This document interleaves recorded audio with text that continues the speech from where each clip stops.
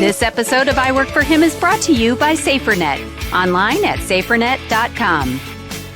You've tuned into I Work for Him, the voice of collaboration for the faith and work movement. And we are your hosts, Jim and Martha Brangenberg, and our mission is to transform the workplace of every Christian into a mission field. What does that look like in your workplace? Well, let's find out right now. You know, when you retire, is it just 30 years of vacation? Do you just get to just up and check out for the rest of your life, or is there more? On our I Retire for Him podcast, we say when you retire, your calling doesn't retire. If you have a pulse, you have a purpose. If you're not dead, you're not done. There are 50 million Christian retirees out there who have been lied to. They've been told that the American dream of retirement is biblical. Wrong. Retirement is just another phase of life where God gets a chance to continue to invest Himself in you so that you can make an impact on the world around you for Him.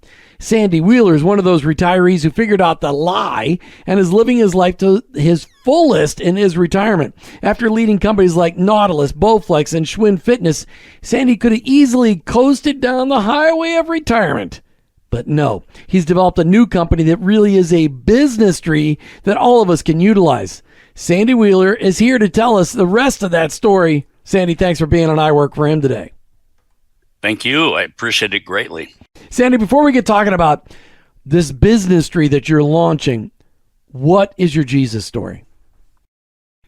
Well, mine was came after Vietnam. I was raised in the Lutheran church, but literally this didn't relate and had never asked Jesus in my heart. So took off to Vietnam to do a little vacationing over there.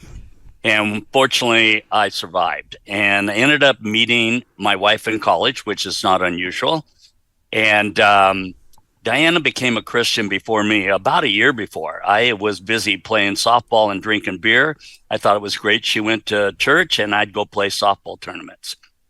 But then one day she asked me to go. The church she attended had a phenomenal youth choir. And I went, and the first time I didn't really like it because the pastor said, all those that love Jesus, please stand up. And my buddy and I were the only two sitting, I think, in the entire place. And then the next time she invited me, it was like, I don't even remember going front and asked Jesus to come into my life. And it was starting of a journey that now that I'm older, I appreciate it way more than I did when I was young. I love that the Lord rescued you. Like you said, preserved your life in Vietnam. Many guys didn't get to come home. And we're going to hear the rest of that story today. But go ahead.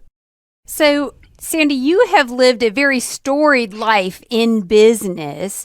Was your faith then always front and center as you led the different companies? Well, you mean out of desperation or just truly that kind of thing? Because I look back and I go, people always thought Bowflex was an overnight success. And I go, well, where were you during the 10 years I was building it? Mm-hmm. I spent many a night out in a pasture with my horses praying. Literally, I was the only Christian in the group. I'd raised all the money. The thing I hadn't figured it out, so it wasn't that my brains could get there. And I look back on those days and they were so precious because God truly intervened, truly gave me wisdom in areas I had zero expertise in. But isn't it always true, though, Sandy, that those overnight successes are often 10 years in the making? Well, for me, it definitely is. So I think some of these others, they can have overnights, but for me, it truly was 10 years of working. And I even thought about the amount of money I raised, which was around $4 million at that time. And this is back in the 80s and 90s. So that was real dollars. Mm-hmm. And we came within 25,000 of not making it. Oh, my. That's phenomenal. Mm. All right. So you got a chance. You have this opportunity now to look backwards on quite a few years. What would you tell your younger you today based on all that you know about life and running businesses? If you could tell your younger you. That's a Mercy Me reference. Mercy Me has that song, Dear Younger Me. What would you tell your younger you? Oh, man, to seek after God with all my heart way earlier in my life.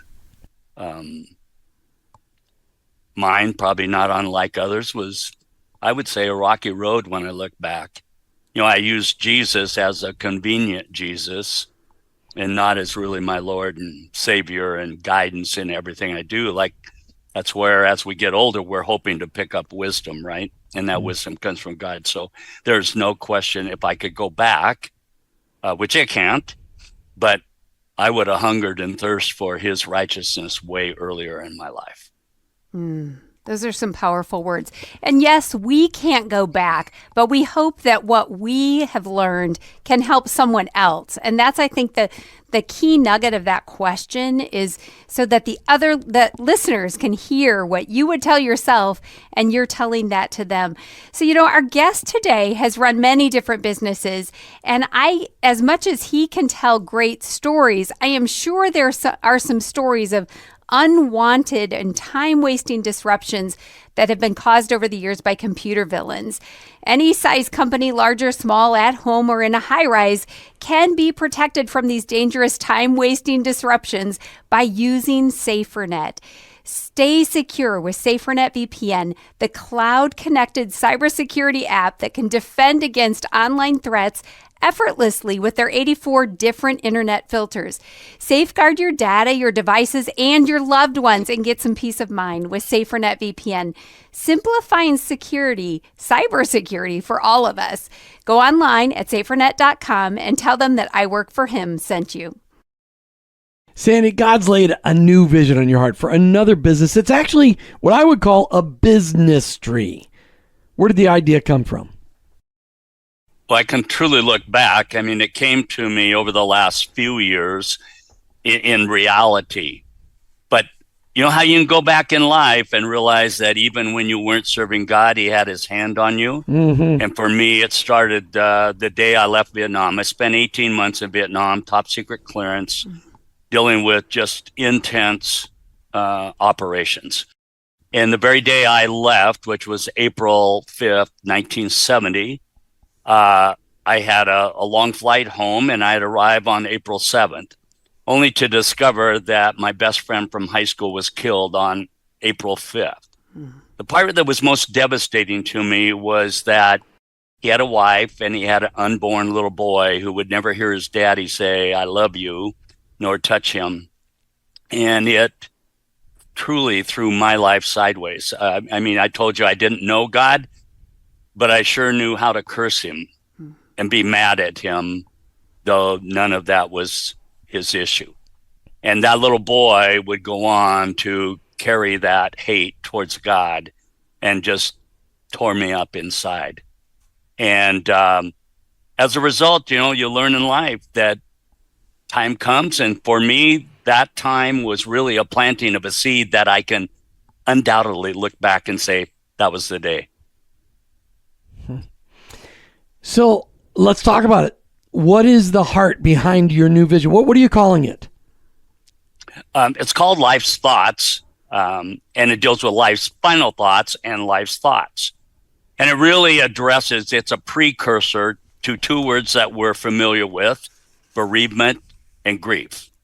Every one of us that's born will be subject to bereavement and grief, and most of us multiple times, because that happens every time we lose someone who's really close to us. And especially, let's talk about family, right? That's kind of a deal. And then I go back, because Martha was mentioning God and history and what happens to us. And I think about Deuteronomy 4:9. And in that passage, God says to the children of Israel that he just brought out of Egypt, he said, make sure you don't forget these days, what your eyes saw and what happened. And make sure you tell your children and your grandchildren. And to me, that is such an important point that he brought, because our children and our grandchildren, as long as we don't lie to them in life, they are most likely to trust our word. So just like how Jesus gave us the Bible, and that we have to believe that he was real and that the Bible was the word of God. Well, it's the same way with my children and grandchildren. So I have 5 children, 12 grandchildren, 3 great-grandchildren. So when I tell them something, as long as I haven't violated that confidence, they will believe me. And that's my heart with this, is that we're a precursor, because everyone, 100% of us, will face bereavement and grief. And this is a precursor because it can definitely have a positive impact to lessening the period in which the bereavement takes place and the levels of grief in which a person will experience. And I don't know about you guys, but for my children and grandchildren, I want to help them out the very best I can. Mm-hmm. And one of the biggest things for me is bringing home and pounding home that part, don't ever let Jesus escape from your life. Because we run a race, and it's really the final lap in which that is most important of the race that we're running. So, Sandy, you've set this up so beautifully, but you haven't actually told us what it does. So give us this understanding of what life's thoughts and life's final thoughts, what it actually is and how it's being accomplished. Yes, thanks for kind of pinpointing me on that. Yeah, it deals with archival video recordings. So what I have done is I have made video recordings for my wife, my children, and my grandchildren that go to them at various times in life, and it's just special messages. I start all my video messages with a picture, and I show them the picture of a memorable event, and that's the first thing I talk about them, is how much I enjoyed and was given the opportunity to share that time with them. And then after I tell that story of relationship and memory, because they'll instantly come back and remember that, then that's when I remind them at the end that the most important relationship in the entire world is Jesus. And I hope to see him one day in heaven. So you make these video recordings, they go into an archival vault, and at the appropriate time that you have selected into the future, they will be sent to them, and they'll have that video appear on their email. So, for example, Life's Final Thoughts, every one of the videos I prepare in that particular platform, they'll all release on the day I die. So we all know that there's a time to be born and a time to die. And that's not to be morbid. That is how God created this earth. So the idea is to soften that bereavement and that grief by the fact that the very day, or maybe it's 2 days after I die, here this video is setting for them with a very specific message to each of them. And then Life's Thoughts, to be real quick on that, that has either events into the future or various dates in which it can be released. And my example is I have created a video message for every one of my grandchildren's weddings, even though my chance of being around, especially for the younger ones, is not very good. But I already know today what I would say. We've been to enough weddings. So again, I start with a story about them and tell them how much I love them and how great it was to be involved. So that point is to say, grandparents, if you're not involved in your grandkids' life, you might want to start. And today would be a good day. Because the recounting of the story is vital to the aspect. What I love about this is that this is an unusual topic, for I work for him, because this is a business, but it's about legacy.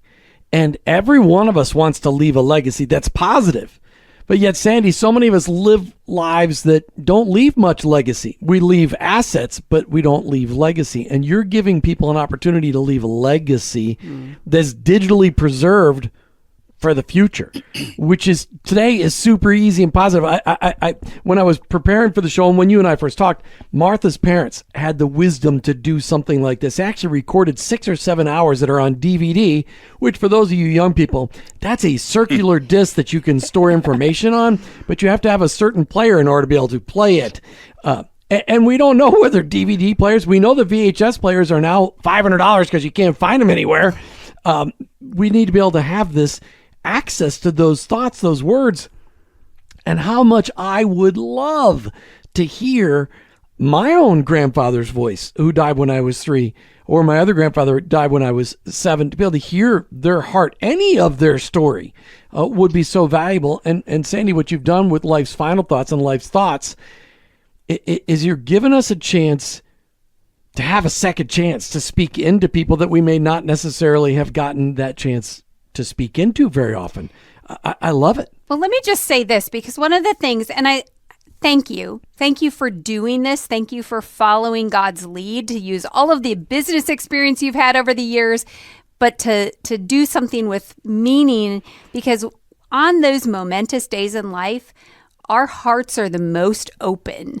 And I think especially when you said to always be sure to include, that the relationship with Jesus is most important, because at that moment in time, that may be the time when that grandchild or that great-grandchild who never really met you or remembers you gets that challenge to dig deeper into the faith that has been your legacy.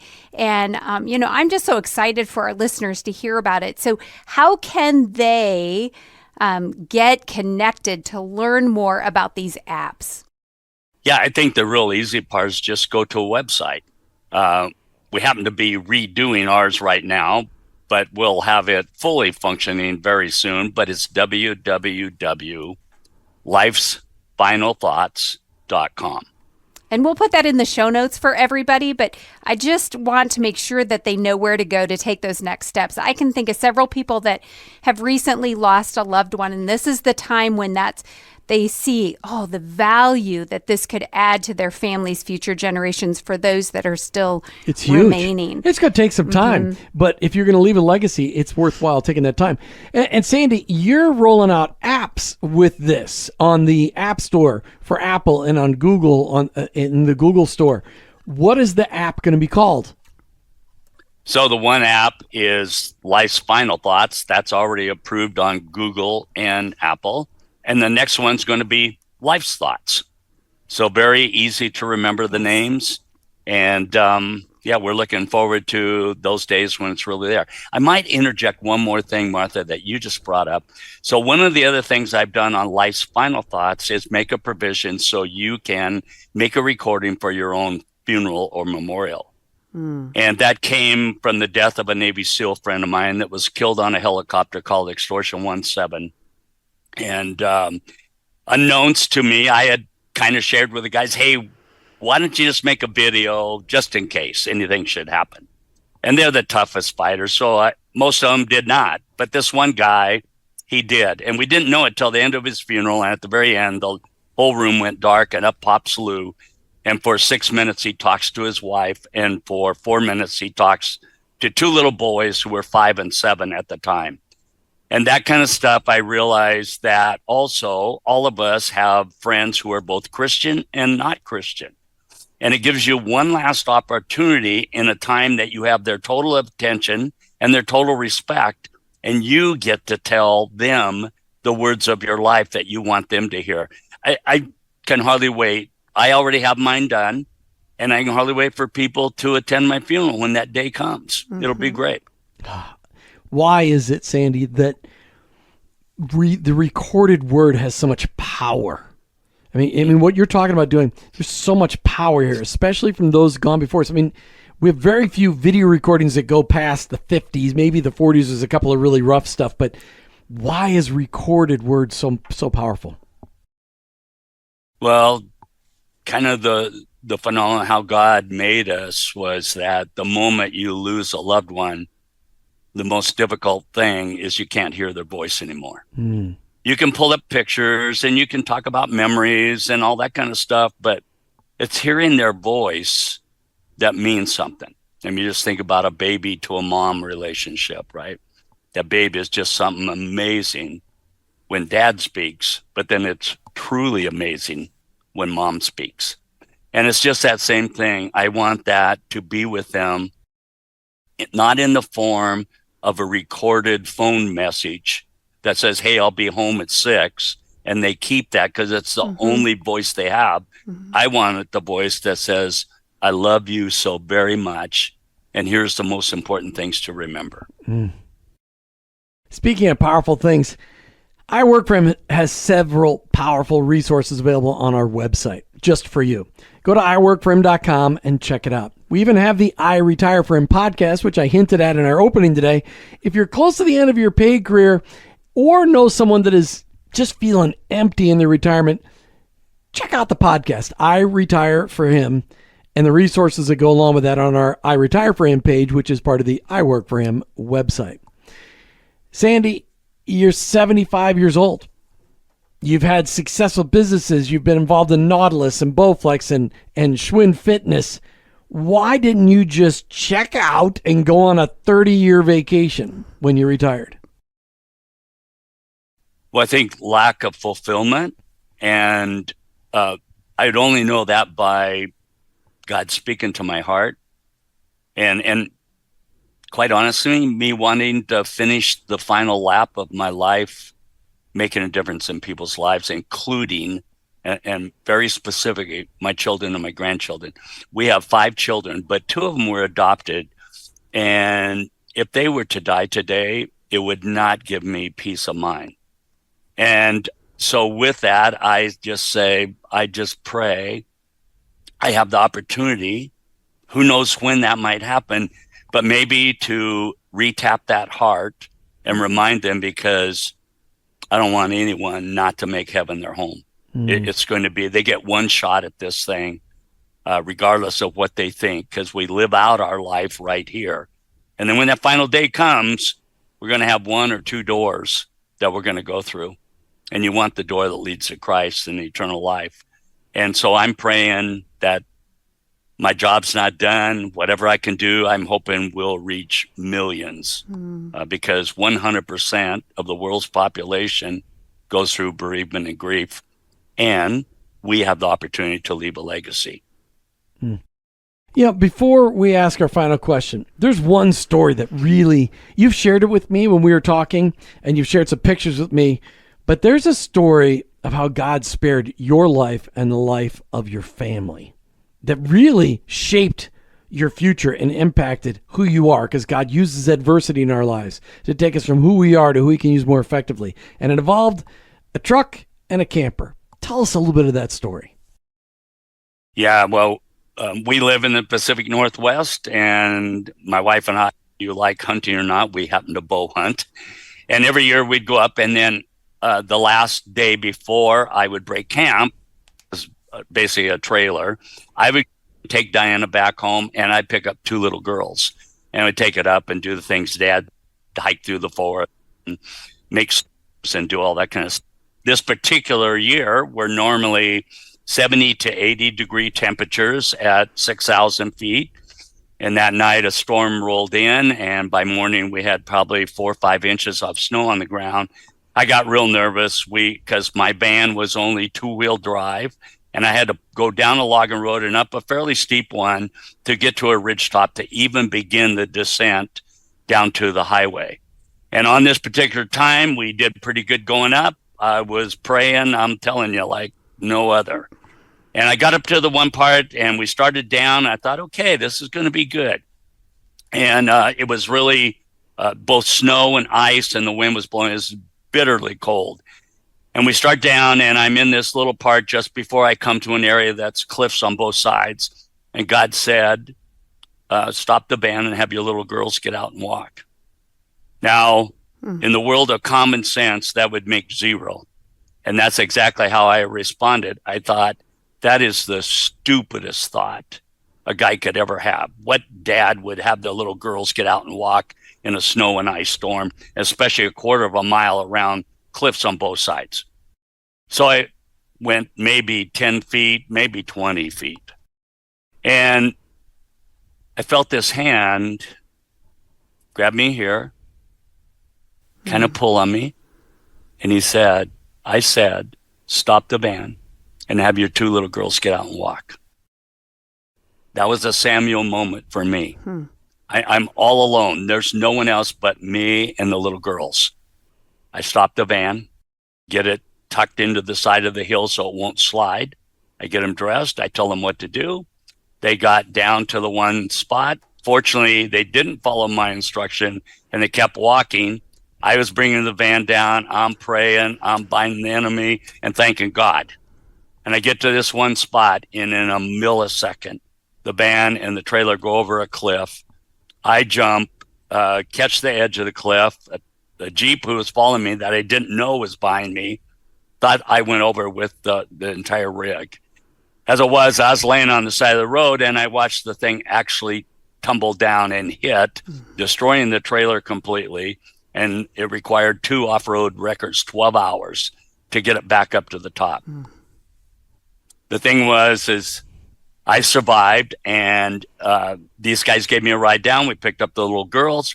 About a week later, I was just devastated emotionally, thinking about it and thinking, what if?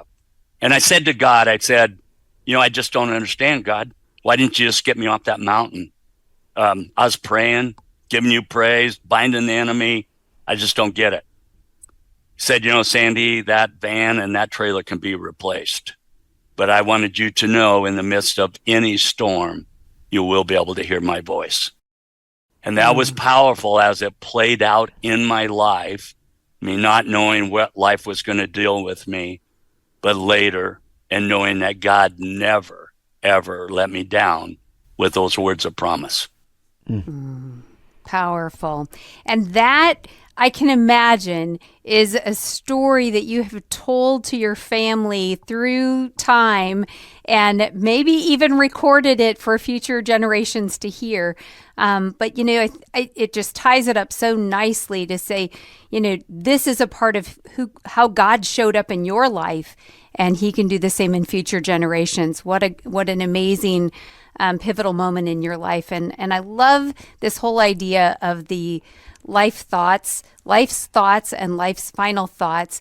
My family, Jim, you alluded to it, for a couple generations. First, we did the video with my grandparents over multiple times, but there was so much effort involved in getting, production, even though it wasn't really production, but they had to think about what they were going to say and stories they were going to record. And we do have that, but in a format that is harder to watch because it's old format. So I love this new technology, this new way of doing things, and the specialness of releasing it at a certain time. So Sandy, again, I'm just grateful for you following God's lead on that and using your life experience so that we all can benefit from that and really follow what Scripture said about telling future generations. Boy, if the Israelites had only listened to their elders and the stories they passed on, we might not be having some of the problems we're having today in this world. Sandy, I think even for us, Jim, we need to listen. And that instruction was for every one of us, not just the children of Israel, right? There's a reason God put that in the Bible. And it is vitally important for us to be able to encourage the next generation and the next generation. They're going to go through some tough times that we've never witnessed. And I think it's your words of comfort, my words of comfort, that'll help them through that process. And that's what my goal is that to make sure they make heaven their home and that I get to see them and spend eternity with them. Sandy Wheeler with lifesfinalthoughts.com, and in the App Store, Life's Final Thoughts. Check it out, download it, start using it today, because you don't know when your last day is going to be. Sandy, thanks for being on I Work For Him today. You bet. Thank you.